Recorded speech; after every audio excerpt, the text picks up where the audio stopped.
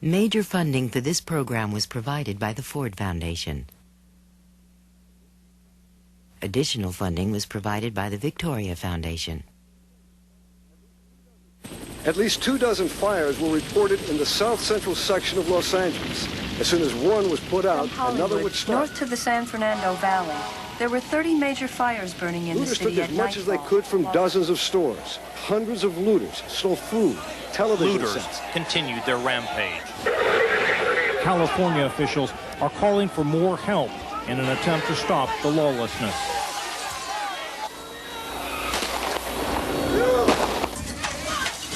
As violence spread to cities across the nation, elected officials called for calm and began searching for explanations. A spokesman for the Bush administration blamed the unrest on democratic social programs of the 1960s.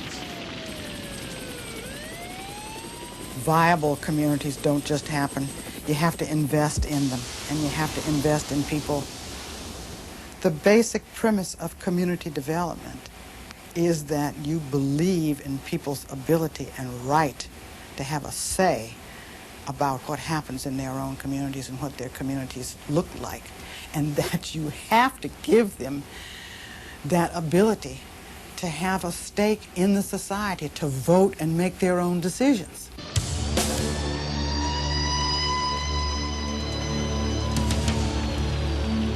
During the past 3 decades, a different kind of government program has been working to give people a stake in their society. Community development corporations help distressed neighborhoods to help themselves, harnessing the resources of government and business to a community's own energy for self-renewal. Today, community development corporations are helping people rebuild their own neighborhoods. CDCs create homes and jobs, shops and services, all the elements of a vital community. They're energizing neighborhoods where previous efforts have failed. From New York to Mississippi, from Philadelphia to Phoenix, all across America.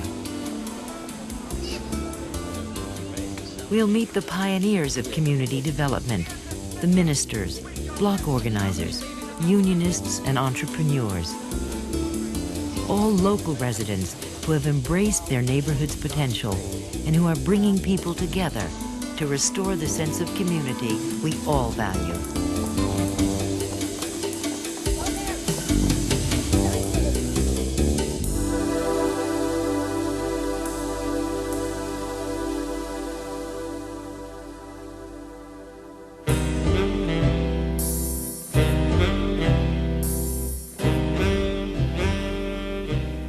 I was born in Brooklyn, in Bedford-Stuyvesant. All of my neighbors owned the homes they lived in, and you could see them daily outside sweeping their homes, caring for them. There was more community pride, and certainly people demanded city services, and the neighborhood itself fared much better. I grew up in West New York, which is in Hudson County. That was a very youth-centered town. It was a town that promoted young people organizing their own programs. For example, you could get a gym any night of the week. You had to go to City Hall. There was a little office. That's what you did. You could get it every Monday night for the basketball season.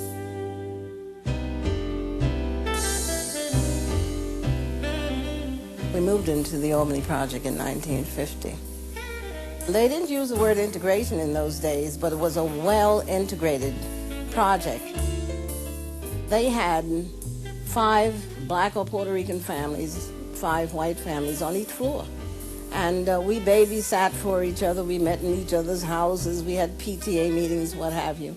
It was an active, very viable community.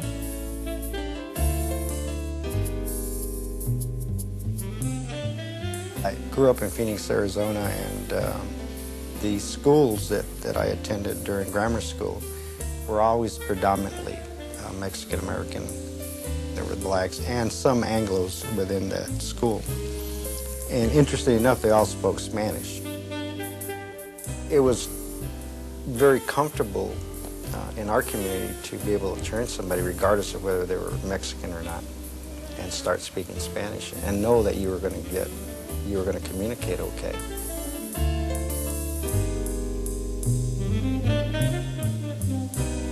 When I was coming up, doctors and lawyers and postal workers and teachers and people who were maids and Pullman porters all lived on the same block. And there was a sense of community and continuity of community. There was a sense of values and what we stood for on our block or in our neighborhood. There was a greater sense of community.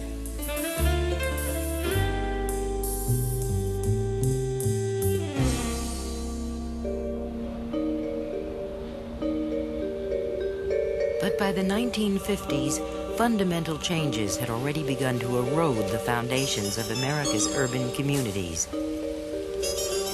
Massive government subsidies for roads and housing helped create the new suburban dream. The middle class, mostly white, abandoned the cities. Services deteriorated, and city dwellers around the nation were left without the essentials of community life.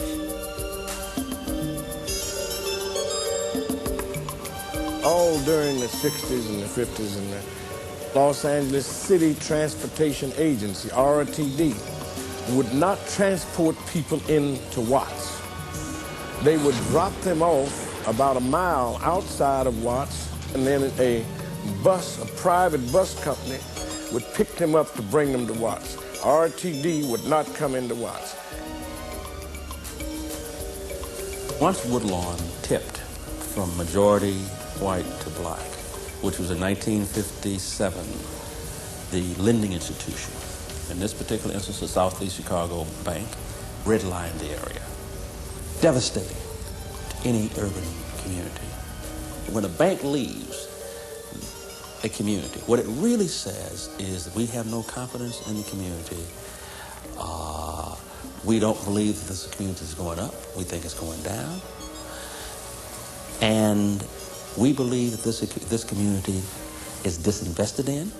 Disinvestment, the process whereby all of the money, all of the faith in, and all of the commitment to a community leaves it. Businesses left, the jobs left, the property owners began to not fix up their property. They began to abandon their property. All of the investment base for the community just totally fell out. Yonkers, New York, in those days, had 200,000 people. Bedford-Stuyvesant had 400,000. And Yonkers was a complete city with a council, with a mayor. The people of Bedford-Stuyvesant, a city twice as large, had no power to do anything. All we wanted was our democratic rights. It seemed simple. Just give us the services that our taxes pay for. What was the response? Very little. We had to fight every step of the way. Residents of Brooklyn's Bedford-Stuyvesant were fighting back. In 1967, local organizers brought their elected representative to the neighborhood. Senator Kennedy's encounter with the people of Bed-Stuy became a turning point for the government's role in community revitalization. Before restoration was formed and funded in 1967, there were groups in Bedford-Stuyvesant working on neighborhood improvement. Many things were requested of political people, but this was a rare occasion where it was requested that they come and look at what we're doing and see how we can work together to improve this area. And I think that set the tone for what was done. Elsie Richardson was a neighborhood organizer. We asked for the visit. You know, it was all a part of the comprehensive plan that we were putting together. We had selected certain places to take him. I recall there was a house on Atlantic Avenue, it's no longer there, where we knocked on the door and this woman opened the door and almost passed out. She couldn't believe it. You know, this is Bobby Kennedy? She was really in a state of shock.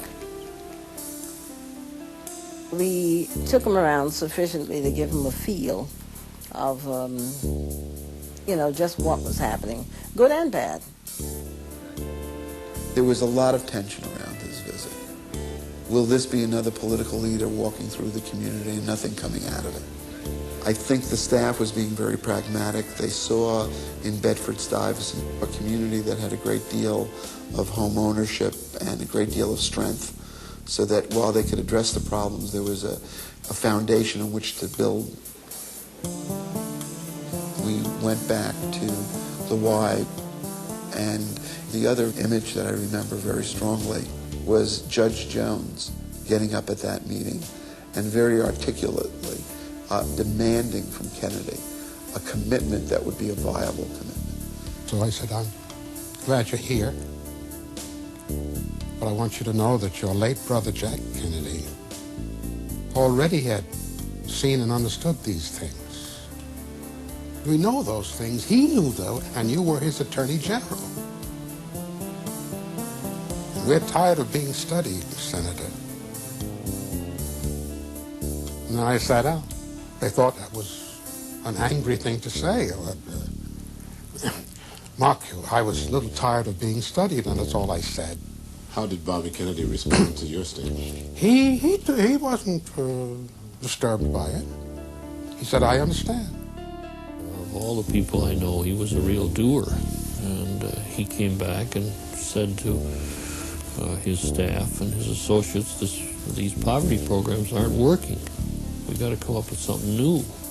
Bed-Stuy restoration was directly a result of legislation.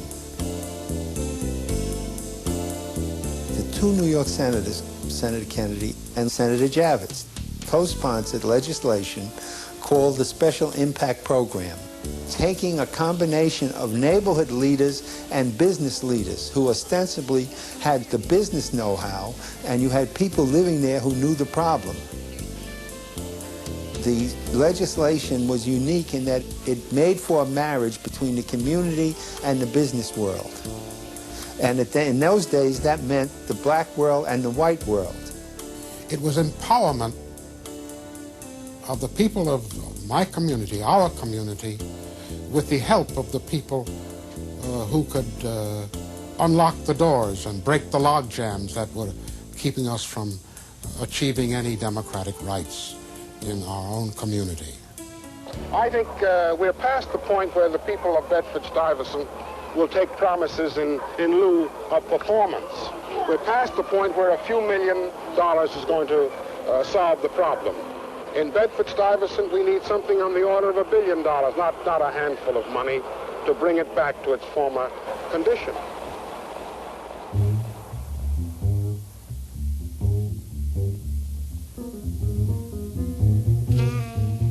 In the late 60s, even as Robert Kennedy made his historic visit to Bedford-Stuyvesant, the idea of community development was putting down roots around the country. The seeds were planted in block associations, unions, and churches.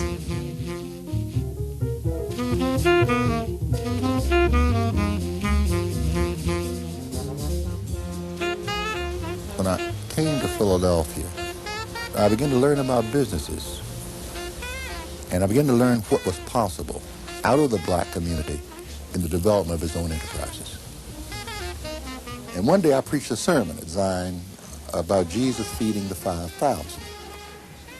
He had a few loaves and a few fishes, and yet he put it together and he fed 5,000 people. I said, how did that happen? And I reasoned, well, it happened because if a little boy had a few loaves and a few fishes out there in the desert, there were 5,000 people. I'm sure a whole lot of other people had some loaves and fishes.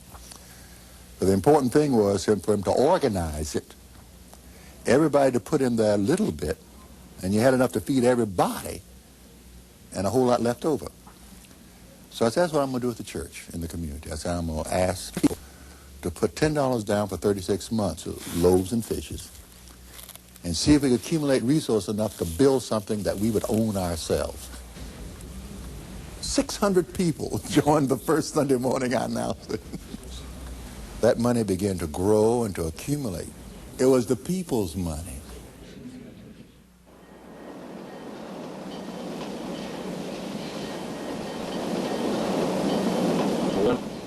got the demonstration in front of his home Sunday. Number 2, we go with the building department. Number 3, we pull a mass rent strike on all the slum buildings he's got. I think he's got about 8. We didn't have a sociologist telling us or a social worker telling us what to do. We were contriving strategies, developing strategies, if you will, ourselves to bring about change. And early on, the first targets were slum landlords. We would come together, form a block club, and say, well, we ought to have standard housing. We would organize a group of people, and we would confront the slum landlord. And if he would not meet on our turf, we'd go to his turf. And we would advise the slum landlord's neighbors, look, this is what John Doe went us. And what would happen, of course, would be that the neighbors of John Doe would call John Doe up and say, look, we don't care what you have to do. Get those blankety blanks out of our neighborhood.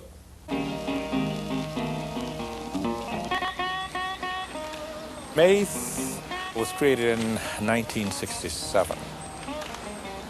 The movement had been very good at mobilizing people. The emphasis was on creating those kinds of institutions which facilitated participation. We were aided by the creation of the Head Start program, the largest independent Head Start program in the country. Here were financial resources that allowed you to organize the parents of children in a way that we had not even been able to do when we were talking about political organizing. We made the most out of those resources to create parent-controlled committees, to train people in terms of decision-making, to train people in terms of the skills that were needed in order to manage their individual Head Start centers. So MACE grew out of those antecedents. And what we were trying to do was to institutionalize the whole notion there of community control.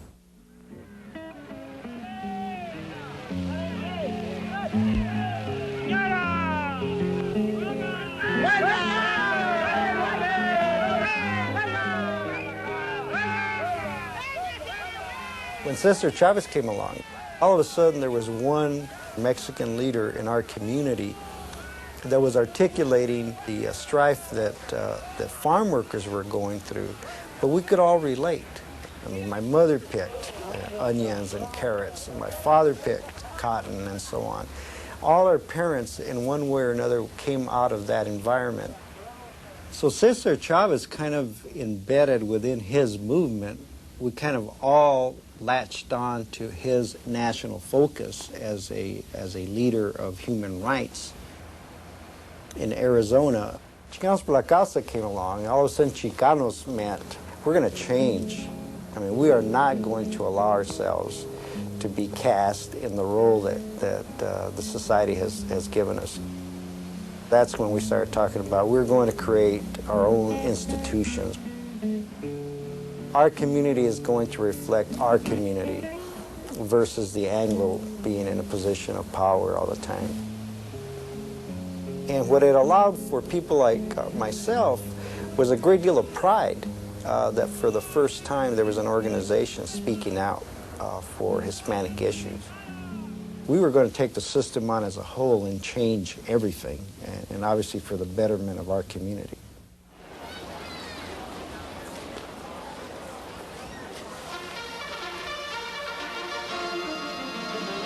In the once riot-torn Watts area of Los Angeles, the first of some 2,400 youngsters get ready for a real end-of-summer treat. 2 weeks at camp.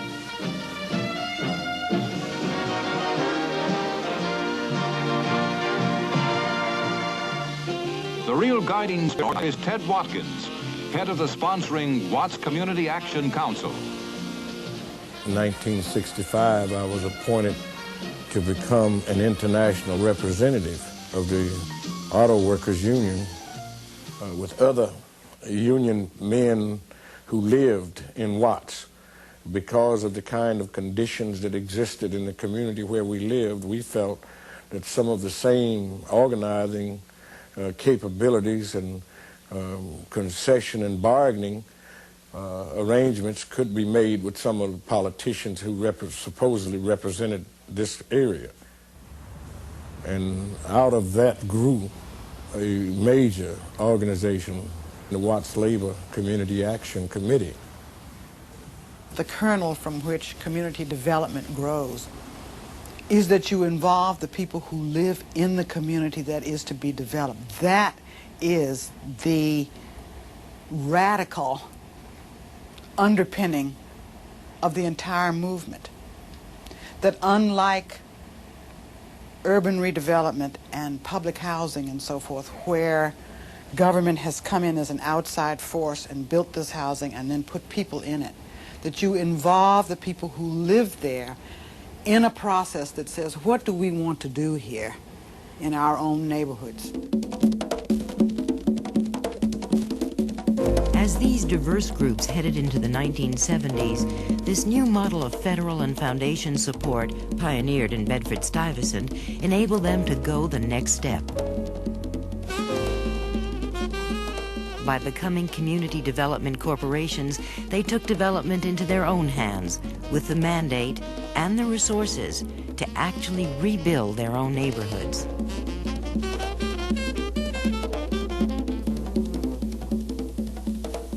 We raised enough of our money. I decided I was going to build a shopping center. Blacks had never built a shopping center in America that they had built themselves. So I went to see the chairman of the bank, and I said, I want a construction loan. He said, well, Reverend, he said, you need some equity for something like this. He said, we like you. You've done some good things in the community. We think you're a wonderful preacher. But to build something like this, you need some money, some equity. He said, think about it, and then, come back later on, 2 or 3 or 4 years, and let's see what we can. I said, how much equity you need? He said, you need a couple of $100,000. I told one of the people, I said, give me the sack.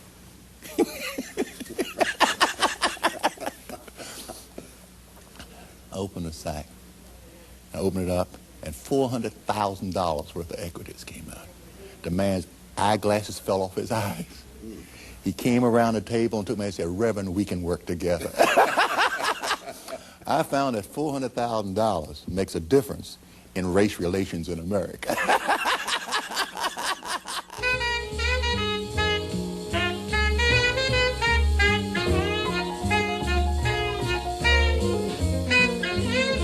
In the late 60s, federal aid helped the Bedford-Stuyvesant CDC to restore whole blocks, with an emphasis on getting people involved. We developed housing, educational programs. There were the cleanup drives. Several art and cultural programs began. And we ran the gamut of youth athletic programs also. Federal job training funds were used to train young unemployed people from the community on outside work and exterior renovation of buildings. We didn't come in and say, this is the program and we're going to give you this and you're going to have this and this is going to cure all your ills. We went and said, we're here, now what do you want to do to make your neighborhood better? And these are the things they wanted to do. The young people took pride in working on the buildings. The block took a great deal of pride in this renewed existence, this restoration, if you will, of their property. John Doerr headed Bed-Stuy's business support group. I decided early on that one of the things we should do was to buy land. Robert Kennedy went out to Bedford-Stuyvesant with several of the community people, and they found this abandoned milk factory. And they said, let's buy this as our headquarters. And I tell you, if you go out there now and see that building, it just really gives you a thrill, because it's a city hall, it's a chamber of commerce, it's an investment bank, utilities, small shops, other businesses, a whole raft of just ordinary businesses.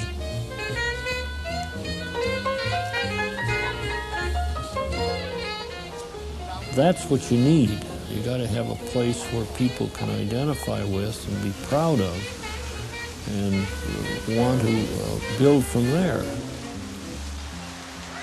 Restoration Complex itself, I pretty much live there because it's like one-stop shopping, you know.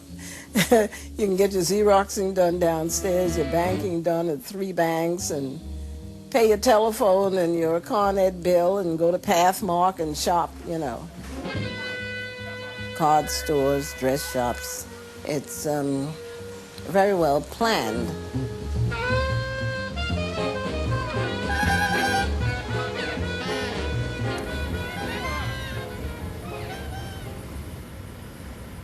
In the early 70s, the Mississippi CDC confronted a Southern legacy of racism and poverty by creating their own businesses and jobs.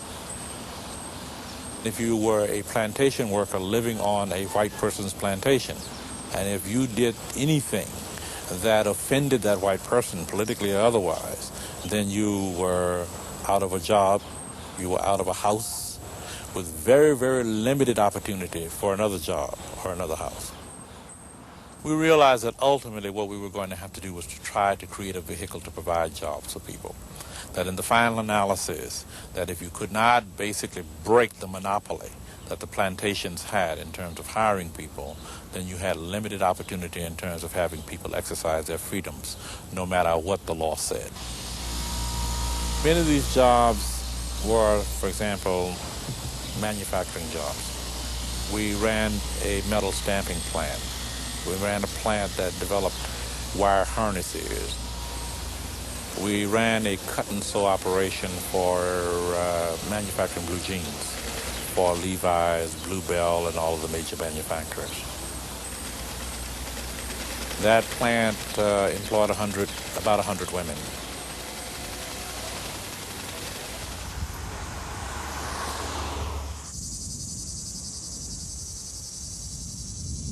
In Chicanos por la Causa put FHA incentives together with people power, enabling poor farm workers to own their homes.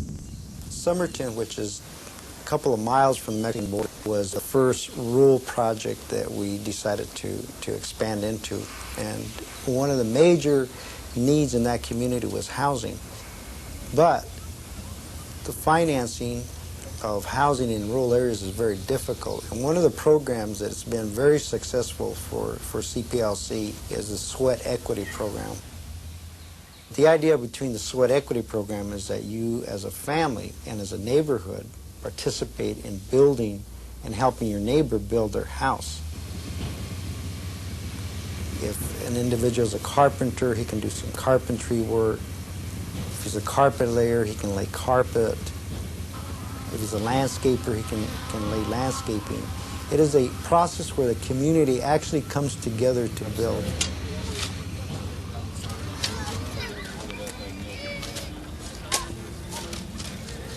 After a full day of farm labor, many residents work on their new homes at night.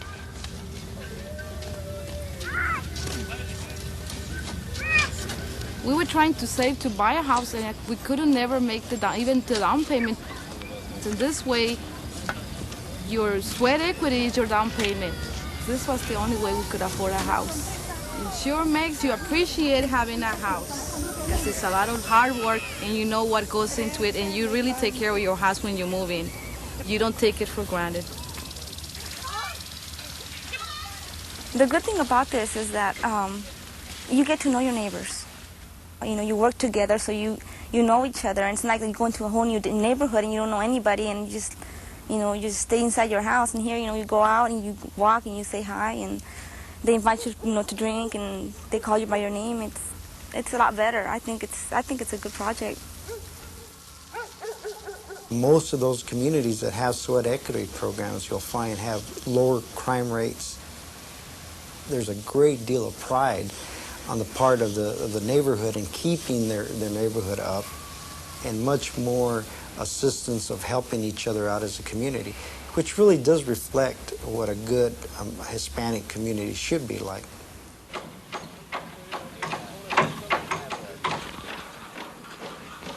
In Watts, many projects had been started by the mid-70s. They all took their cue from the CDC's union origins. Ted, how great are things progressing here in the area? Are they going as fast as you hoped they would? Well, we've got a poultry ranch. We're building a senior citizens park on 104th and Graham. We've got the growing grounds. We've got the credit union. We've got the consumer action program.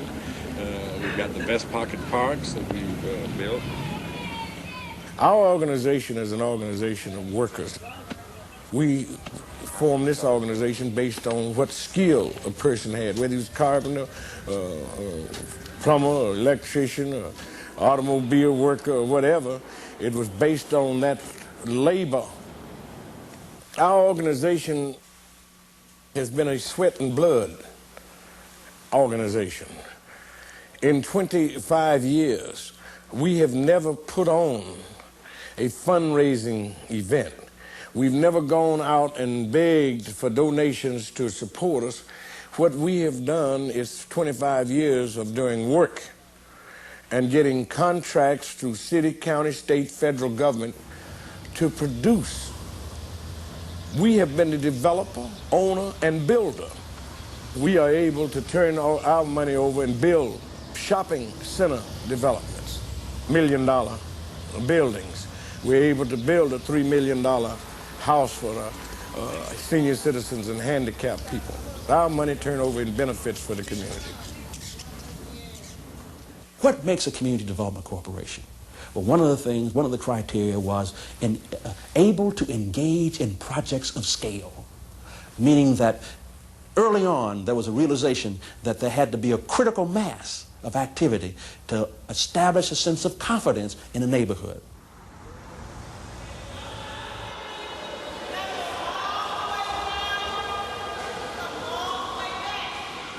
As Woodlawn's accomplishments grew and multiplied, outside organizations gave their vote of confidence, creating a chain reaction of neighborhood improvements.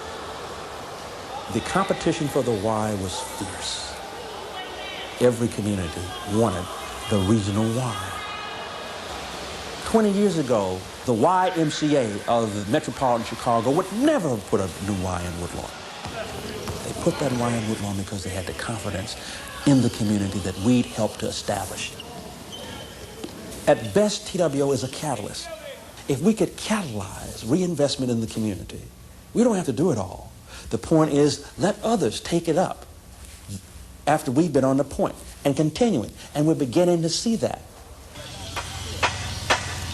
Dr. Jam's is going to be a full-service restaurant. We'll be serving breakfast, lunch, and dinner. We're sitting in an area right across the street from the Southside YMCA, so the people are very health conscious. We'll have a very unique salad bar.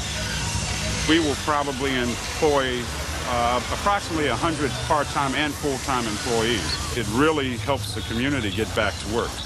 And, you know, people have come by, and when they can see improvement rather than just hear about it coming and knowing that it could happen, it generates a different feeling. The feeling of community development is evident in Newark, where a new supermarket fills economic needs and social ones. This is the first time Newark have a shopping center for everybody to share in this area.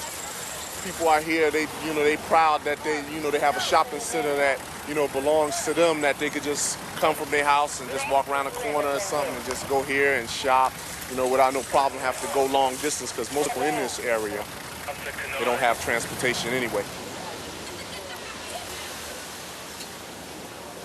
The reason we went with partner with Pathmark was because we did a survey, a sampling of 300. If you were going to have a supermarket, what market did you want? And Pathmark was it. We have seniors now who go shopping every single day because it's now a social experience. You make your stops and talk and you get your few items and go out. But you can catch the spirit of it, which wasn't here. We didn't have that type of thing. I think you're seeing a real pride gradually because, you respect it. It's your community. You own it.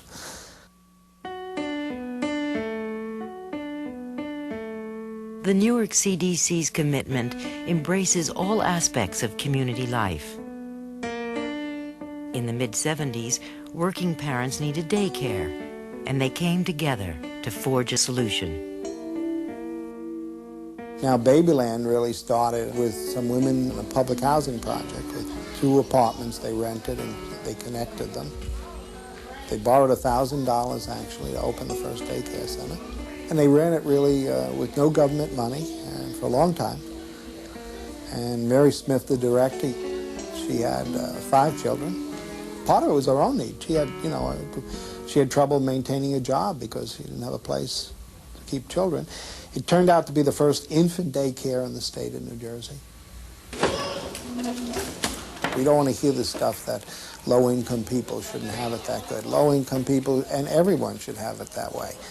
You say something by your physical environment to how you feel about people.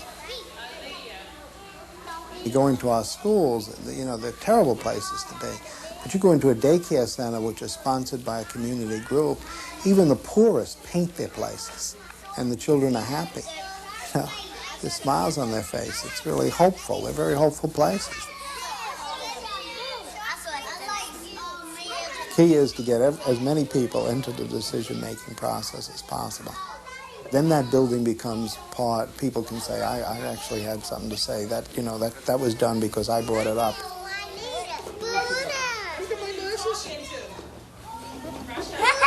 Oh, look at my glasses. I thought I lost my glasses. We started about 3 or 4 months looking. And it's not very easy to find affordable daycare that gets involved in a lot of things that you as a parent are looking for. Right now, I'm the president of the Parent Association. Matter of fact, just today I was meeting with some of the people at Babyland 1. They have been very helpful in helping us because this is the first time I've actually done it, and a lot of the parents that are members of the Parent Association, it's their first time holding any office. So it's been very, very helpful.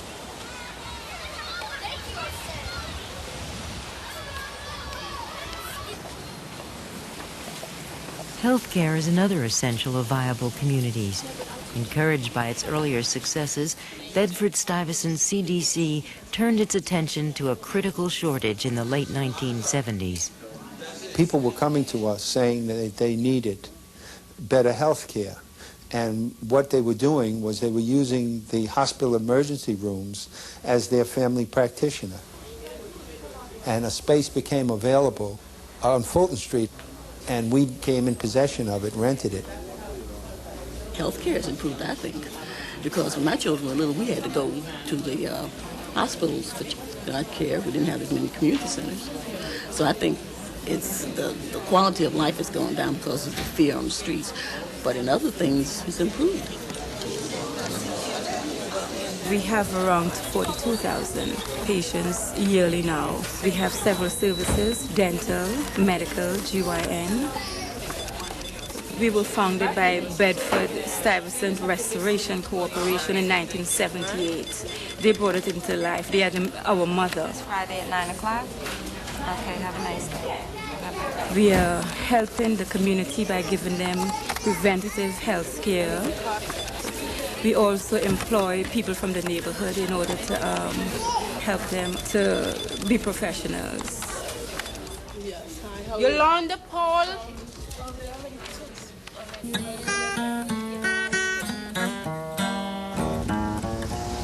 Why did he ever go to Greenville? Please go down on Nelson Street.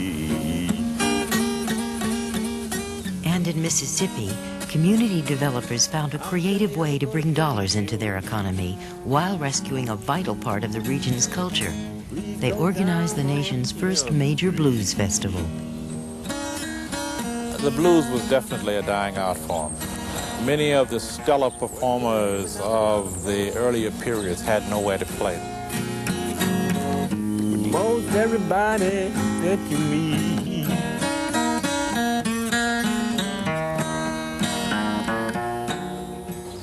Charles Bannerman, who was my successor, recognized the fact that this was a valuable art form worthy of preservation and continuing, and began to figure out how it is he could play a role and Mace could play a role in preserving this particular art form. they decided that they would do a blues festival. And originally it was a very rough idea. It was an open field. A lot of local musicians in its earlier period.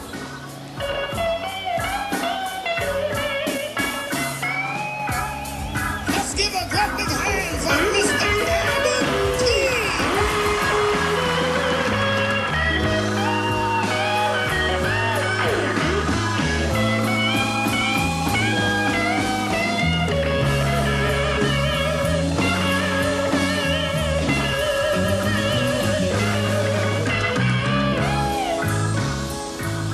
Eventually, the idea began to take hold. There are a number of blues festivals now. Lots of people have discovered the value of the blues and are enjoying it and are helping to preserve it. And I attribute it to that effort that grew out of Mississippi.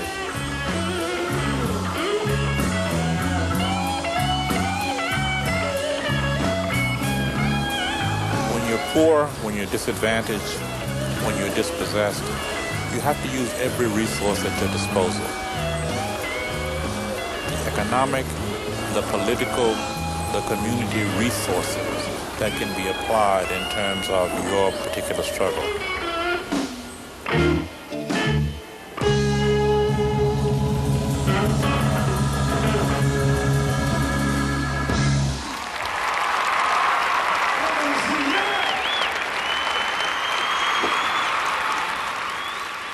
There is a kind of way of being lulled to sleep about this, that you achieve a certain modicum of success, and you kind of rest on your laurels, and you kind of think that things will continue on at the same level without realizing that we live in a very volatile world where change is the essence of what the situation is, and that because you may be doing well today is no guarantee that you'll be doing well tomorrow. Thank you very much.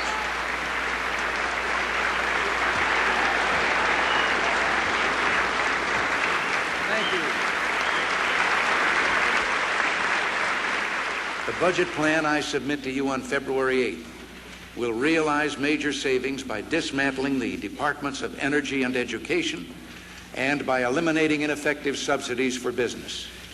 We must cut out more non-essential government spending and root out more waste. Not only the taxpayers are defrauded, the people with real dependency on these programs are deprived of what they need because available resources are going not to the needy, but to the greedy. The time has come to control the uncontrollable. Certainly in the last decade, maybe 15 years, the programs have been gutted because they have no longer been thought of as providing resources to people, ladders for people to pull themselves up. They have been thought as resources that we're giving to people who are damaged, disabled, incapable of doing for themselves, and that essentially you're throwing money down a dark hole. Our staff was told that the neighborhood health center is scheduled to close. And also a number of schools, and particularly black schools, are definitely going to close. In our community, Fermi School is on that list. They are targeting that school because of the low enrollment that they have. Fermi has a capacity of holding 1,100 students, and they have approximately 580 students that are enrolled in that school, so that's one of the reasons why they're targeting. Well, I live on 69th and Woodlawn, and they have to go to school on 72nd and Ellis. And Fermi is, what, a block away from me. Attendance of the school is not reason enough to close it, because those 500 kids that would be in that school would have to go somewhere else. So what are they proposing, that we go from an undercrowded school to an overcrowded school? Right, not opposed. As in Woodlawn, communities around the country were hit hard by domestic spending cuts and the recession that followed. The only problem that they're having. Some CDCs adapted, narrowing their focus and honing their business strategies. But many groups, undermined by massive federal cuts, struggled just to keep up. Looking back at what's happened since 1974 when I left, the Bedford-Stuyvesant corporations have just been able to survive because they've been deprived of any federal support. And what they've done is that they have sold off the land that they had acquired in the first 6 years or 7 years or 8 years of their existence, and they've survived during the period of the 80s through that money. I think that was necessary, but I think it's terribly unfortunate. As the Republican administrations really took hold, funding was decreased on the federal level and eventually eliminated. And the Restoration Corporation had depended greatly on federal funding, even though we had originally aimed towards self-sufficiency. We had to cut major staff. We went from over 200 people down to less than 100. Some of our economic development programs where we made loans to small businesses had to be eliminated. Some of our mortgage programs had to be cut back. The money for the community centers was cut out, and eventually the only presence in the community became the Restoration Building itself. Communication with some parts of our community isn't as good as we had once had and hoped it would be. And sometimes you miss things then. You miss the feelings of people and what they think are important. That's an important element of community development.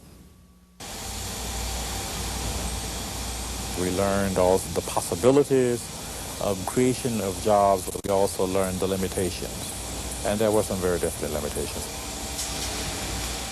It was not just enough to create any kind of business and any kind of job. We helped move people from being welfare poor to being working poor, with not very much opportunity for upward mobility. That does not work toward the end of trying to improve the quality of life of people on whose behalf we operate. The problem has been that we have been trying to build bricks without enough straw. The resources, the financial resources that are necessary and commensurate with the scale of the problem have never been in place. And so that we've been trying to do this literally with inadequate resources. And that tends to undermine people's sense of confidence about the possibility of changing the situation. I mean, it's surprising how resilient human beings are. But you are putting them against terrible odds to say, okay, well, here's the money. We believe in this now. Get going. And you get your project really going. And then you say, oh, no, now we're going to take it back. So that it builds this sense that nobody really cares about us. And what is the point then of trying? Because as soon as we get invested in this and get going, then you're going to pull the string and everything is going to go. I think that also tends to breed the violence. That if we get out there and run amok, we really do get attention, don't we?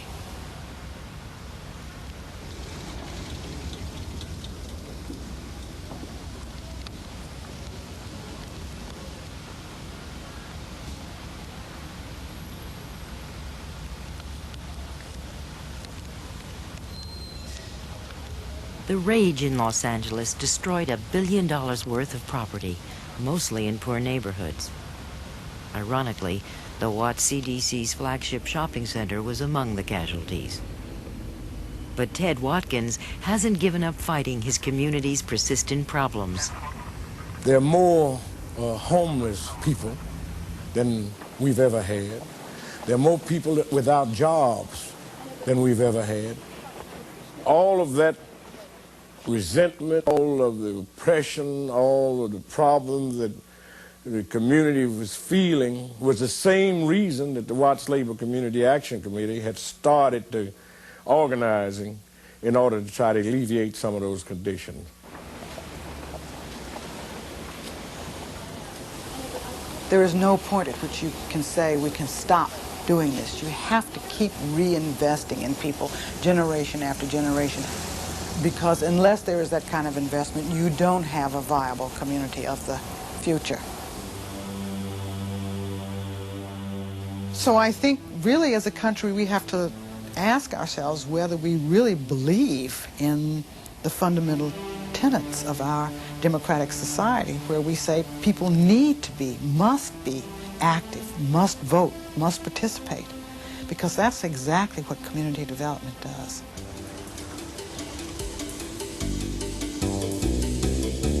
Despite setbacks and cutbacks, the community development movement keeps on growing. 25 years ago, there were only 10 CDCs in America. Today, there are more than 2,500.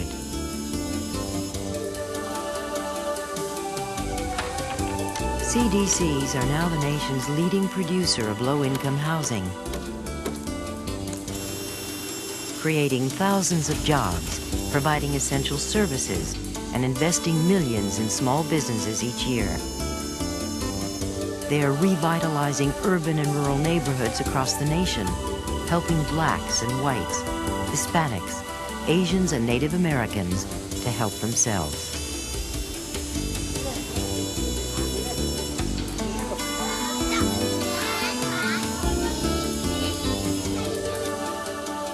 Today, Democrats and Republicans alike look to community development as one tool in America's renewal. The experiment begun in Bedford-Stuyvesant all those years ago already has a lasting legacy, the legacy of pride.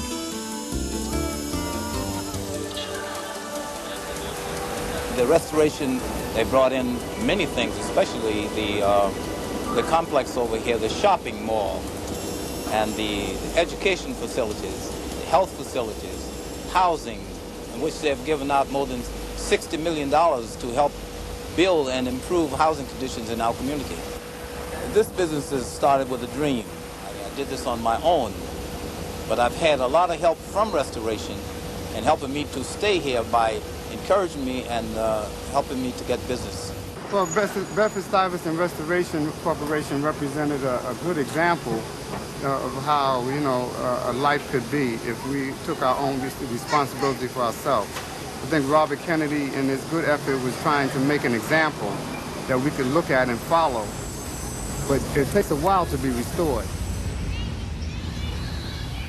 The fact that we were able to survive gave hope for a community that could work on its own problems. It created models that have been replicated all over the country. It's an example of what can be done. It's a symbol of hope of what can be done to improve. And that's as important as the physical work that's been done. If TWO had never existed, there would be no Woodlawn. Because there would be no sense of community. The people there would not have a sense of stake or their own power to make things happen. I mean, when people go to that Y, and they look at that Y and say, we built that Y, they have a sense of ownership. This business of TWO and Woodlawn is a process of building people. It is a business of building people, and it is a process that once triggered, we hope never, ever stops. We have human capital that will impact Arizona for the next 50 to 100 years. There's people like Senator Alfredo Gutierrez, who came out of Chicamos por la Causa, Jory Lopez, who became the first county board of supervisors, Lucia Madrid, who is a vice president of one of the major networks in Arizona. They never would have had the opportunity to be leaders. A bank wouldn't have allowed you to grow and make mistakes within an Anglo institution. A bureaucracy of which I was exposed to wouldn't allow Hispanics to grow and learn skills of development. You know, the reality is that CPLC was the ground, the soil that allowed the leadership to evolve. Community development doesn't benefit the poor. It is a process that brings the entire community together, that makes people realize that they share the same aspirations.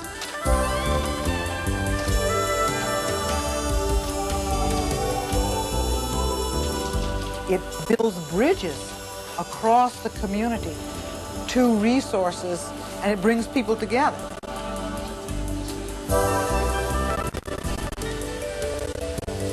I think that is perhaps the most powerful aspect of it. It is not just a program for the poor and the disenfranchised. It is a program that works for the entire community.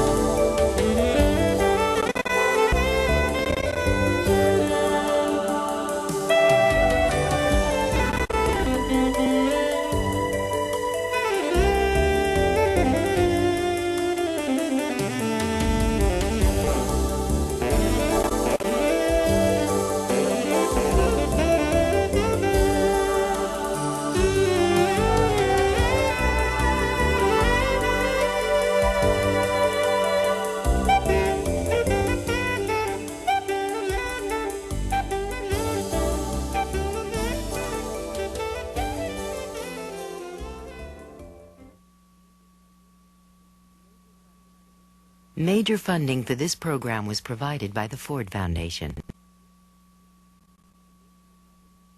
Additional funding was provided by the Victoria Foundation.